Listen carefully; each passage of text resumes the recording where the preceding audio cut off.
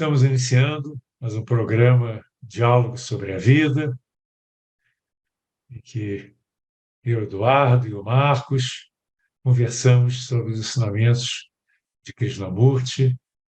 São sempre ensinamentos relacionados às questões fundamentais da nossa existência. E a cada programa nós procuramos trazer um frescor de uma reflexão nova, uma reflexão que seja penetrante, uma reflexão que seja transformadora. E hoje o tema escolhido foi o despertar da inteligência. Ele já foi alvo de estudos anteriores, mas é um tema tão importante que ele se apresenta sempre como um grande desafio.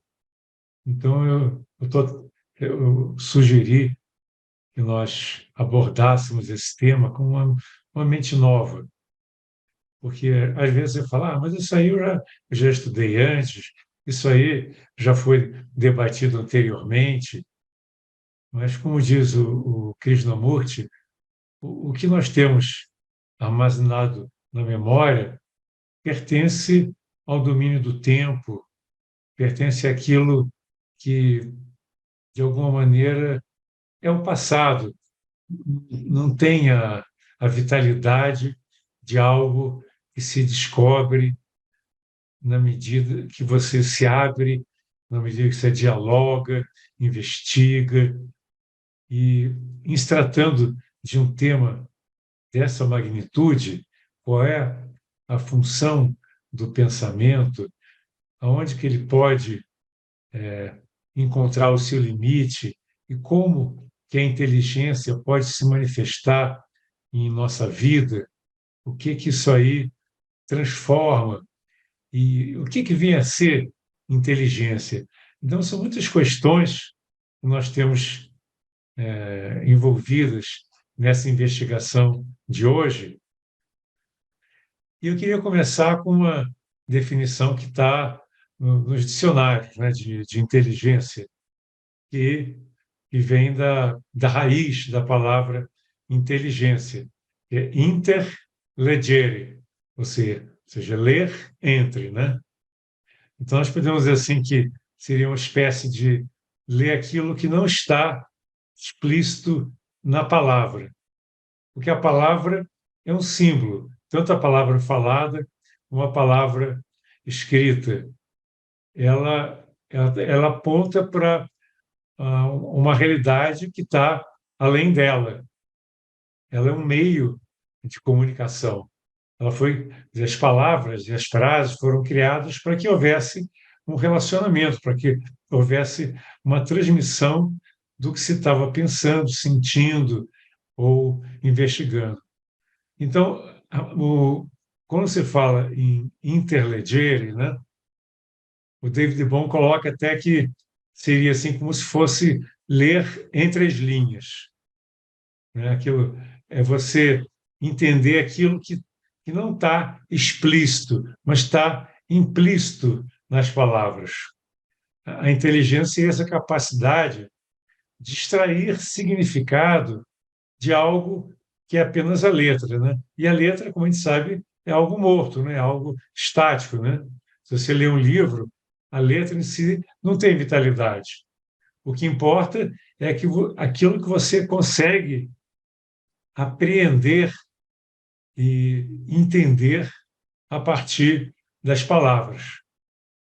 Então, esse a gente pode dizer também que é um dos aspectos da inteligência.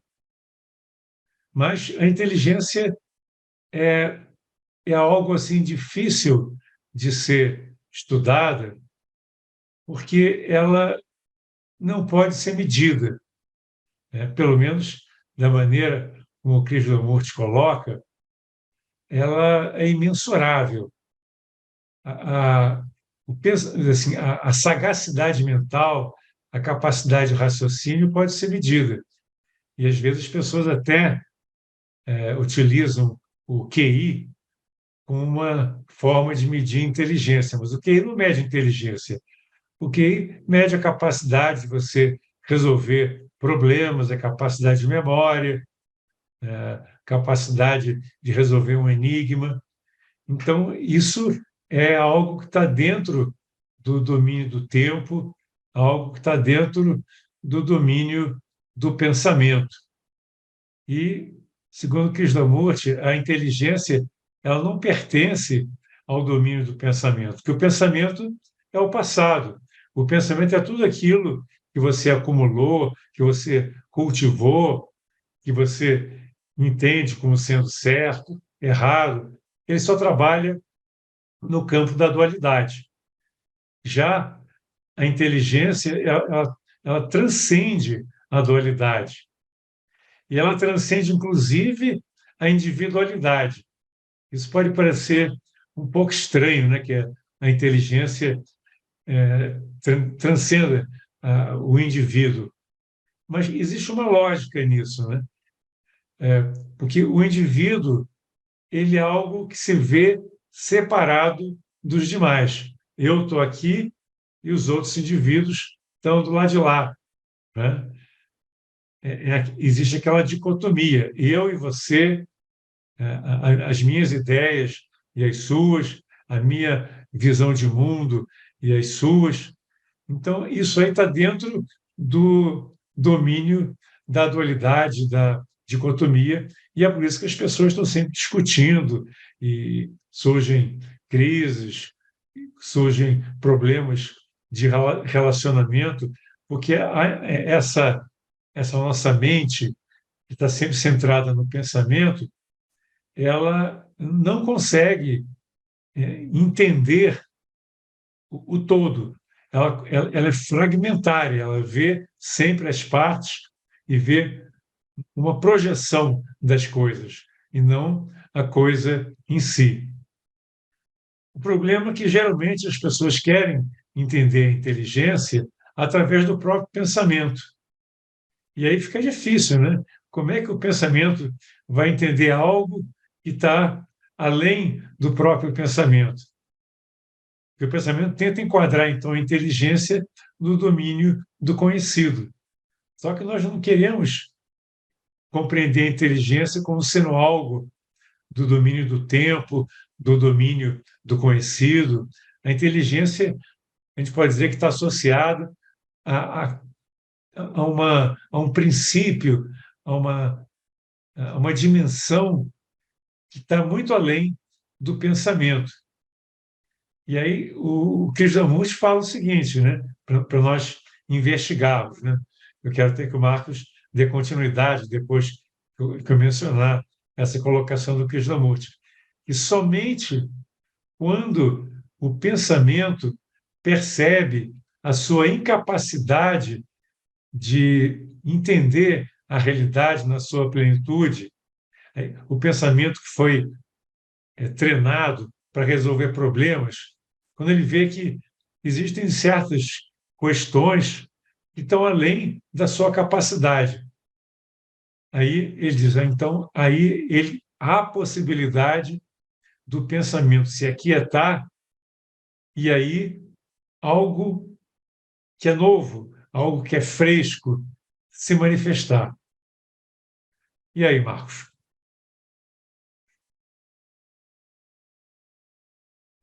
Desafio, hein, Edu?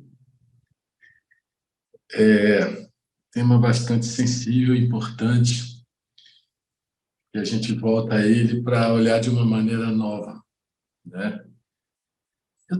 Quando você sugeriu esse tema, eu me lembrei dessa definição que você falou numa outra reunião nossa, desse sentido etimológico, né? Inteligere, ler entre as linhas.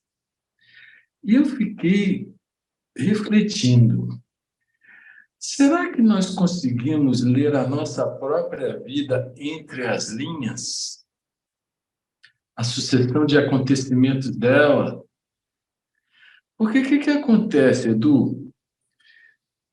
Quer queiramos ou não, essa vida material é uma passagem. Não tem nada mais inexorável de que ela é uma passagem. Você entra num bebê e sai quando tiver que sair, né? E Uma maneira de tentar entender isso é tentar ver essa passagem como um filme, a nossa vida como um filme, né? Então, o filme pode ser um drama, pode ser um longa-metragem, pode ser um curta-metragem, pode ser uma comédia, pode ser um filme de terror, né? É a nossa vida, ou episódios diferentes, que em alguns momentos o filme é comédia, em outros ele é terror, em outros ele é drama, né? Mas é a nossa vida. Às vezes é um filme assim tão sem graça, tão pacato, que dá vontade de levantar e ir embora, né? Então, assim, será que nós conseguimos olhar para esse filme e tentar ver o que a vida está tentando ensinar, o que está entre as linhas dos acontecimentos, né? Porque os acontecimentos vão se sucedendo, vão trazendo prazer e dor, alegria e sofrimento, ansiedades, medos, depressões, são uma sucessão de coisas que vão sendo provocadas em nós pelos acontecimentos. Então, não viriam à tona se esses acontecimentos não nos provocassem, né? E é exatamente essa provocação que a vida faz, e você olhar para o que quer que venha à tona nesse filme, olhar com a maior isenção possível, é que vai permitir a transformação. Porque se a gente não é capaz de olhar, a gente é refém dos impulsos, dos medos, dos travamentos, da depressão, da ansiedade, daquela busca frenética por prazer, da ambição.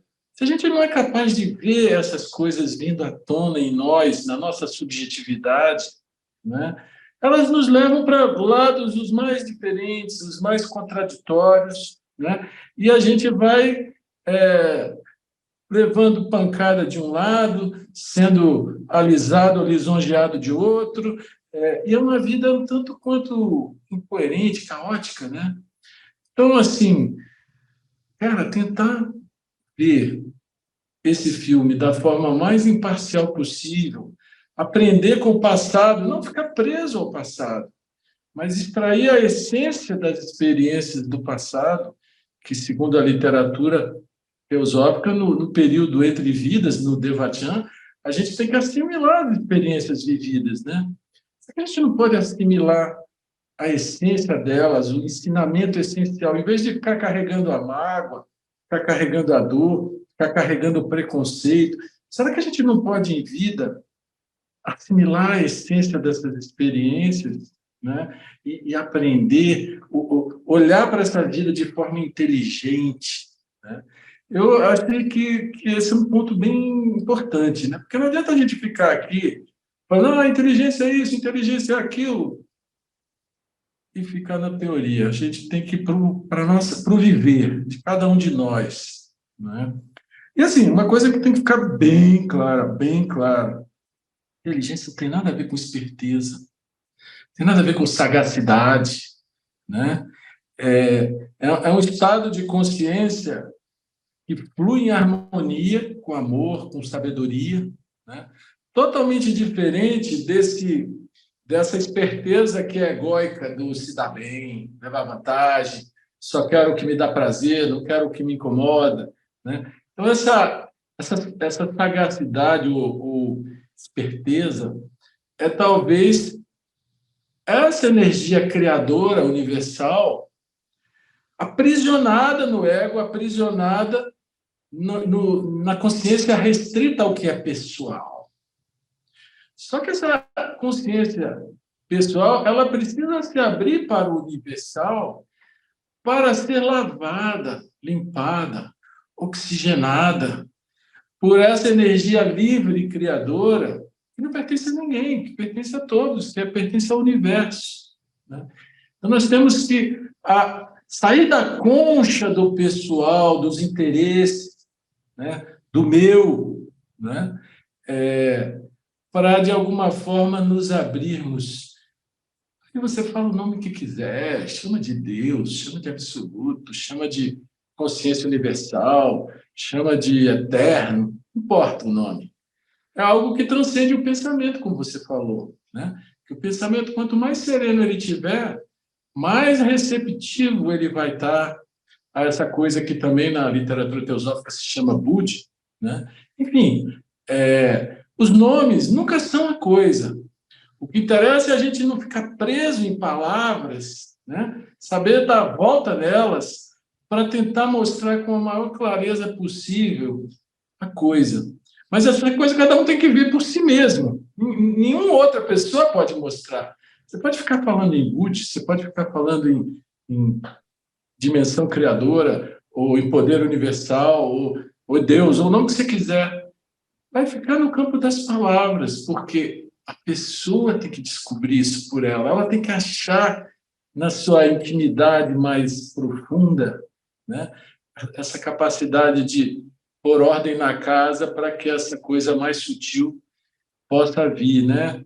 Então, Eduardo, eu achei umas passagenzinhas do Krishnamurti sobre inteligência, mas depois eu vou deixar para a próxima vez que eu for falar, agora eu devolvo para você.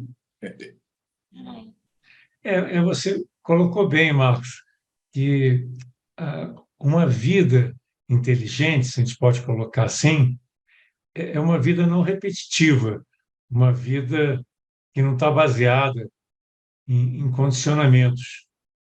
Eu vejo assim, como você colocou, que é possível você olhar para tudo que acontece à nossa volta com frescor, que nem aquele frescor da manhã que traz o orvalho, que traz beleza.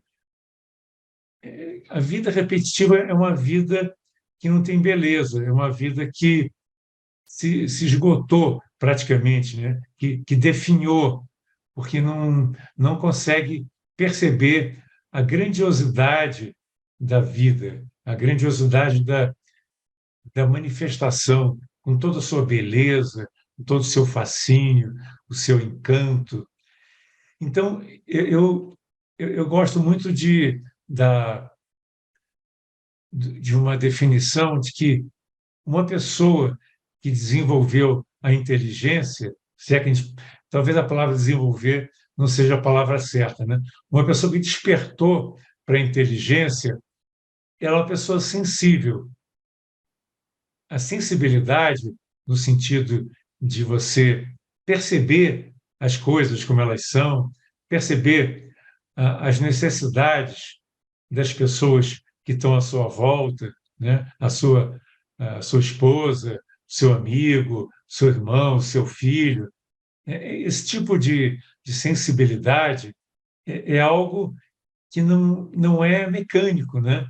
É você sempre estar pronto para olhar a realidade com novos olhos, sem tentar usar fórmulas passadas para resolver as questões que surgem a cada momento. E a vida está cheia de surpresas, né? Uma pessoa que vive cheia de condicionamentos, ela está sempre buscando o como fazer.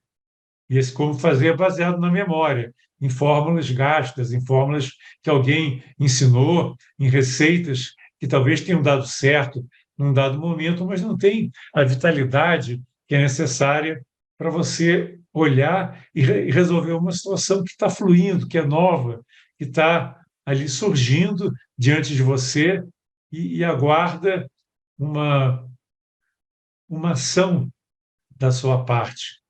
Eu diria assim que inteligência não é você se desligar do mundo, né? Que às vezes as pessoas falam, a inteligência é você entrar em meditação, se desconectar e se abrir para outras dimensões. Tudo bem, isso aí faz parte também, mas eu diria também que a nossa ação no mundo, ela pode ser uma ação que foi iluminada, vamos dizer assim, pela inteligência, em que a nossa mente, tendo a capacidade de receber a luz de Budi, essa luz da inteligência, passa a atuar de uma forma não egoísta. Então, eu acho que tem muito a ver com o não egoísmo e com a sensibilidade. É você se perceber como uno com todas as coisas. E mais uma coisa que tem a ver com inteligência é o amor, né? Uma pessoa egoísta, uma pessoa autocentrada, está sempre tentando resolver problemas para proveito próprio, ela dificilmente consegue expressar o amor que existe em potencial no seu coração. Já se nós formos capazes de dar aquela parada, né, nos abrirmos para aquilo que a vida está querendo nos mostrar a cada instante, nos abrirmos para a luz do sol, a luz dos planos superiores, e não queremos resolver apenas problemas, mas nos oferecermos como servidores, como mensageiros de algo que transcende até a nossa compreensão, porque a compreensão geralmente pertence ao domínio do pensamento. E quando você está totalmente atento, sensível, você vai perceber qual é a ação que é necessária naquele momento, né? Então, eu queria trazer, Marcos, essa noção que a inteligência se manifesta na ação também, e não só num momento de meditação em que você se conecta e começa a talvez penetrar em outros planos que transcendem esse plano meramente material. Estamos chegando ao momento do intervalo, vamos dar uma breve parada e já retornamos daqui a pouco. Fiquem conosco.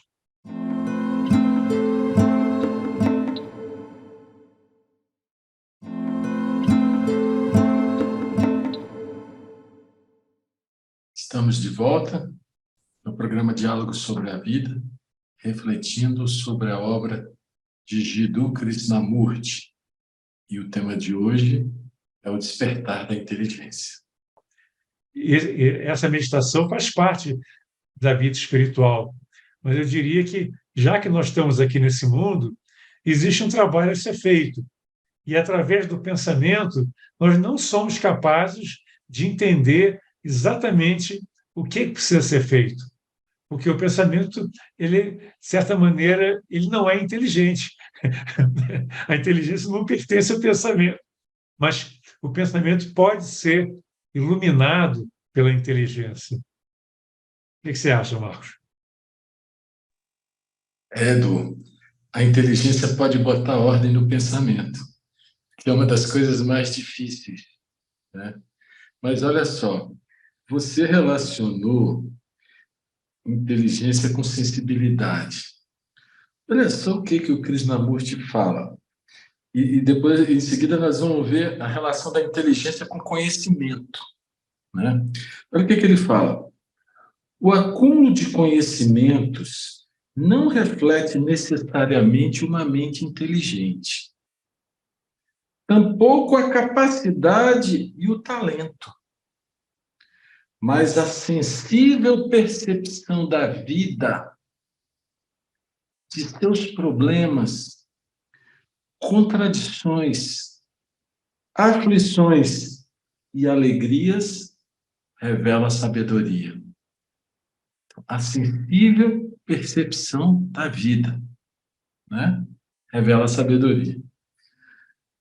Aí, a inteligência utiliza-se dos conhecimentos, pois ela é a capacidade de pensar com clareza, objetividade, sensatez, naturalidade.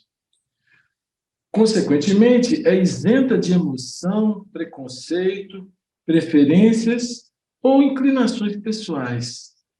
Inteligência é a capacidade de compreensão direta. Enquanto o pensamento fica especulando, né? Será que é? Será que não é? Será que é? Será que não é? A inteligência, ela percebe direto. Aí ele diz aqui, ó, inteligência é a qualidade característica da mente sensível, viva, consciente.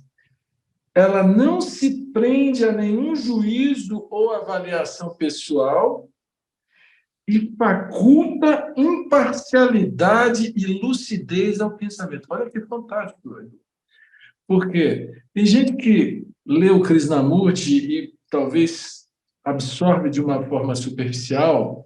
O pensamento é condenado, o pensamento é condenado. Realmente, ele mete o pau no pensamento, a gente sabe disso, né? Mas olha como ele fala assim, essa inteligência faculta imparcialidade e lucidez ao pensamento, né? Então, o problema não é o pensamento, o problema é a consciência restrita aos interesses que o pensamento fica buscando. É aí que ela se perde, né? Na medida que a gente é capaz de olhar esse movimento do pensamento com isenção, assim, desacreditando nas invenções dele, porque o pensamento, principalmente nas relações, lembra, nós tivemos uma live nossa aqui falando sobre o pensamento fora das relações, né? Nas relações a gente cria preconceito, ou a gente cria idolatria, ou a gente cria barreiras ou tensionamentos ou disputas, né? Isso tudo é um pensamento. Agora, quando a gente é capaz de percebê-lo começando a engendrar, começando a querer gelar alguém, começando a querer correr atrás de alguém, começando a idolatrar alguém, né? Quando a gente percebe todo esse movimento dele, quem está percebendo já é a inteligência, né, Edu? E aí você falou de uma coisa importante, que a inteligência não é uma abstração, mas ação, né? Aí eu lembrei de uma frase que o Krishnamurti fala muito direto, ele fala assim: quando a mente é clara, só há um caminho a seguir, correto. Então, isso é inteligência. Porque quando você tem 2, 3, 4, 5 caminhos, você fica para lá, para cá, onde eu vou, por aqui, por ali. Isso é um pensamento. Onde que eu levo vantagem? Onde vai me incomodar menos? Onde vai doer menos? Né? Onde vai ser mais satisfatório a busca de resultado? Né? E a inteligência não tem essa dualidade. Ela olha, pode ter vários caminhos na frente, ela olha com uma clareza tal que ela vê direto. Só um caminho a seguir, o correto. E ela é ação, né? Eu me lembro da fala do Srihan, o quinto presidente internacional da Sociedade Teosófica, porque sabedoria e inteligência estão muito relacionadas, e amor também, né? Porque não existe sabedoria sem amor, uma sabedoria fria, seca, gelada, não existe, né? Nem por isso ela é emocionalista, né? Mas o Srihan, que falava que amor e sabedoria são duas faces da mesma moeda, ele chega a dizer assim: não existe sabedoria sem ação. Sabedoria sem ação é pseudo-sabedoria, né? Agora, vamos entender a ação no sentido correto. Não é sair compulsivamente fazendo coisas, né? Às vezes a ação correta é ficar quieto, é não fazer nada. Mas é ação, que é uma ação consciente, né? É uma ação fruto da sabedoria. Então, assim, eu vejo que inteligência e sabedoria são sinônimos, né? Uma pessoa pode ser analfabeta e ter essa inteligência ou sabedoria. Uma outra pode ser um erudito, uma biblioteca ambulante e ser um estúpido, né? Uma pessoa grosseira, enfim. Então, é algo que realmente a gente tem no fundo da consciência de todo ser humano, uma fonte inesgotável de amor e de sabedoria, portanto, de inteligência. Mas, para isso, a gente tem que conhecer toda essa estrutura acumulada de pensamento e emoção que a gente acumulou a vida inteira, essa prisão onde nós vivemos a nossa vida inteira, né? Para poder olhar por cima dela e permitir que esses poderes da natureza, esses poderes universais, se manifestem nas nossas vidas pessoais, né, Edu? Então, o grande trabalho, o grande segredo não é negligenciar o pessoal, não é buscar uma vida espiritual de fuga, né? Eu vou para um mosteiro e chegar lá, eu encontro a mim mesmo, com todas as minhas contradições, né? É, a, o trabalho é o pessoal sem negligenciar suas responsabilidades na vida externa, no mundo, abrir-se ao impessoal, abrir-se a essa dimensão que é universal, que não sou eu nem você.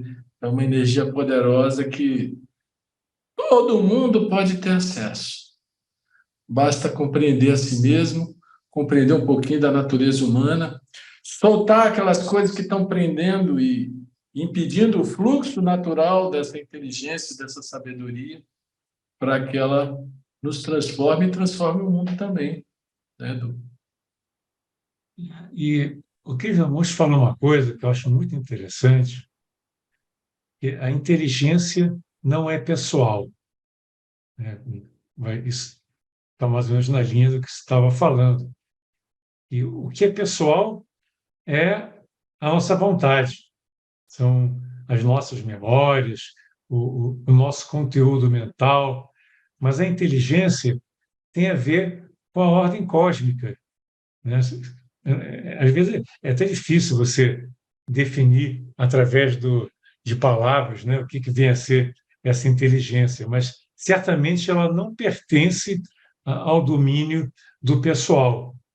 Então, a gente não pode dizer uma pessoa é mais inteligente do que outra. Você pode dizer que uma pessoa tem mais capacidade de raciocínio, mais capacidade de memória, mas mais inteligente não, porque todos seres humanos têm capacidade de expressarem essa inteligência, que é algo universal, é algo que faz parte da própria vida e que busca expressão através de todos nós, né? É como se tivesse associado uma luz que você pode sempre abrir a cortina e deixar entrar, mas geralmente o pensamento está tão preso os seus hábitos, o seu estilo de vida, buscando resolver problemas. Isso que Jamões também fala, né? Nós fomos educados para resolver problema. E aí nós tentamos colocar a inteligência como sendo a capacidade de resolver problema. Mas isso não é inteligência. A inteligência não está no domínio do tempo. A capacidade de resolver problemas é uma capacidade do intelecto, uma capacidade que pode ser treinada, desenvolvida. A inteligência ela se expressa na medida que nós nos abrimos para ela. É que nem o sol que ilumina, está sempre presente e ilumina se você abrir a janela. É algo que pertence a uma outra dimensão. E mais que isso, né, é o que dá significado para a nossa vida. Por isso que essa questão de intellegere, né, é você trazer uma compreensão do que você está fazendo aqui, né? Porque a mente, quando está centrada no pensamento, ela pode chegar à depressão, pode chegar a condições mentais terríveis, porque não vê coerência, não vê sentido na vida.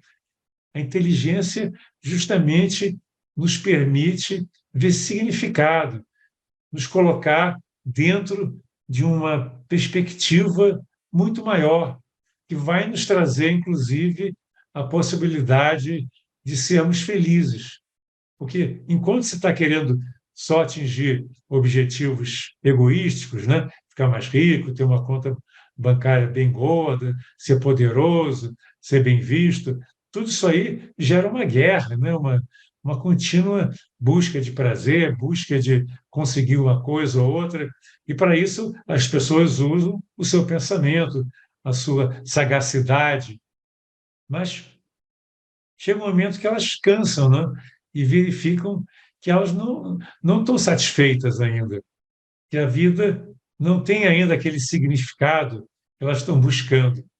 E aí, quando o pensamento percebe que ele é incapaz de chegar a esse estado de compreensão da realidade da vida e se aquieta e, portanto, se abre para uma outra dimensão, que é uma dimensão atemporal, porque o pensamento que cria o tempo.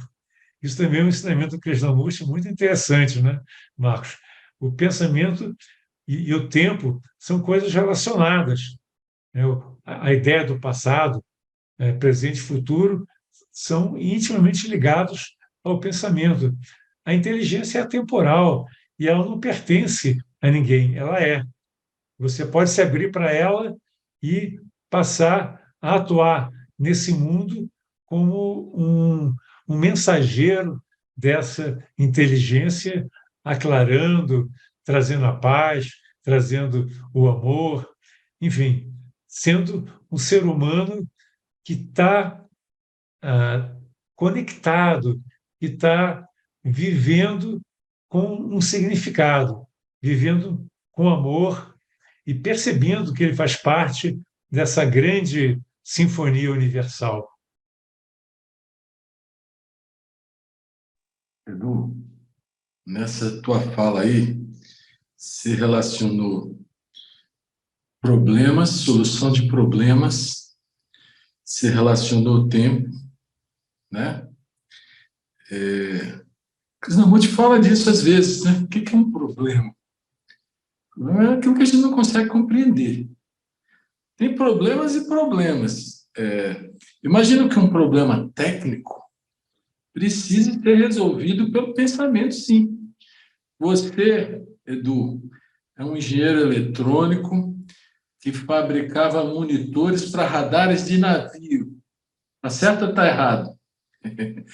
Vai que o monitor do radar do navio não está funcionando, aí chama o engenheiro eletrônico Eduardo Iver, resolve essa parada aqui. Aí você tem que usar o pensamento para ver todas as variáveis que estão ali, para ver onde é que está o defeito e descobrir, né? Agora, esse é um tipo de problema técnico. Outra coisa são os problemas psicológicos, né? As dores, as mágoas, as frustrações, os medos, as ânsias e tudo mais. E aí, sim, a inteligência resolve, mas ela resolve de imediato, ela não resolve com o tempo, né? Olha só o que ele fala. Ele relaciona aqui a inteligência com insight. Ele fala assim: uma inteligência desperta tem um insight profundo, verdadeiro, em todos os problemas psicológicos, nas crises, nos bloqueios, etc. Não é compreensão intelectual, não é resolver problemas por meio de conflito. Ter insight numa questão humana é despertar essa inteligência. E havendo essa inteligência, esse insight em ambas direções, existe insight em ambas as direções. Em tal insight não há conflito. Quando você vê a verdade do assunto, ocorre o fim do assunto. Olha só. Quando você vê a verdade do assunto, ocorre o fim do assunto. Você não luta contra ele. Você não tenta controlá-lo. Você não faz nenhum tipo de esforço calculado com motivo. A partir desse insight e a inteligência, surge a ação. Não a ação postergada, mas imediata. Então, nós estamos falando aqui de dois tipos de problema. Problema técnico, problema psicológico, né? Problema técnico, você tem que ir com esforço para chegar ao resultado, não tem jeito. Até o monitor do radar do navio voltar a funcionar, senão esse navio vai bater num iceberg aí, vai virar um Titanic, não? Pois é. Mas nas questões psicológicas, quando há esse insight, quando há essa inteligência, quando a gente para de buscar a saída nas opções que o pensamento dá, a gente para com isso. Essa inteligência, esse insight, olha o problema como um todo e entende o problema.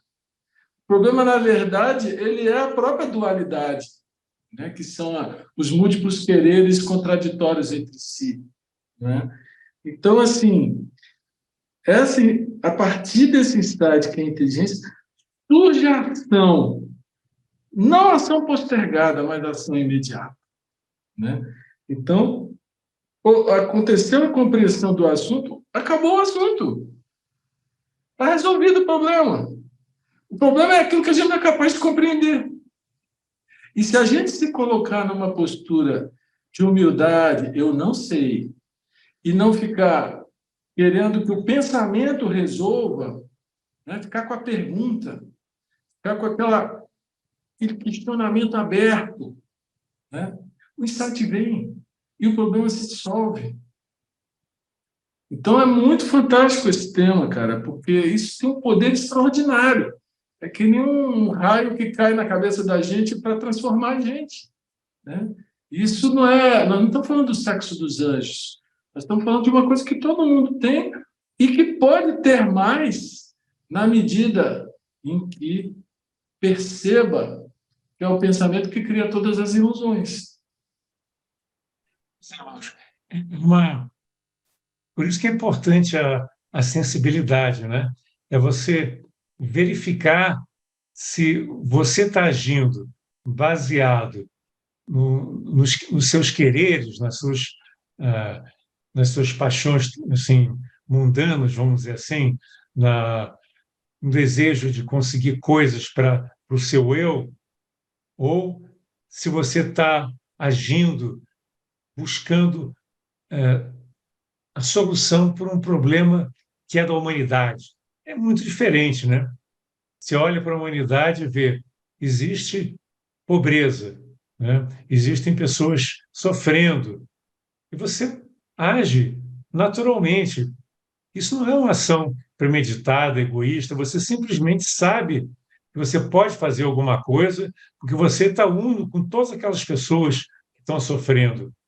Então, é possível você abrir o seu coração, entender aquele sofrimento e agir em sintonia, agir amorosamente, se colocando como um instrumento para que determinadas questões possam ser solucionadas ou, pelo menos, amenizadas, né?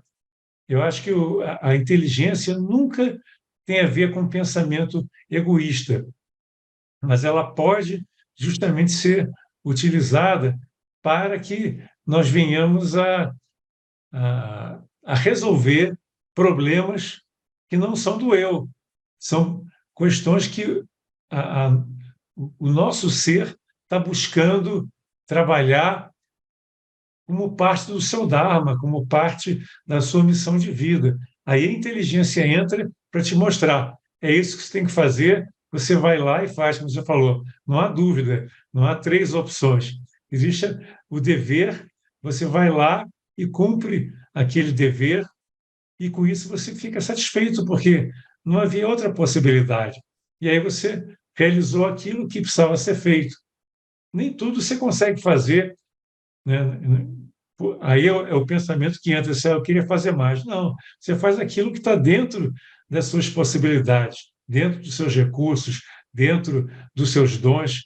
É a sua parte dentro da orquestra, né? É o instrumento dentro da orquestra. Você não pode tocar todos os instrumentos ao mesmo tempo, mas você pode dar uma grande colaboração para o sucesso da orquestra se você tocar bem o seu instrumento na hora certa, em harmonia, com qualidade, com um instrumento afinado. Acho que é por aí que nós temos que trabalhar para que nós possamos realmente ser essa mente que se abre, se ilumina e que age no mundo. Chegamos ao final do nosso programa.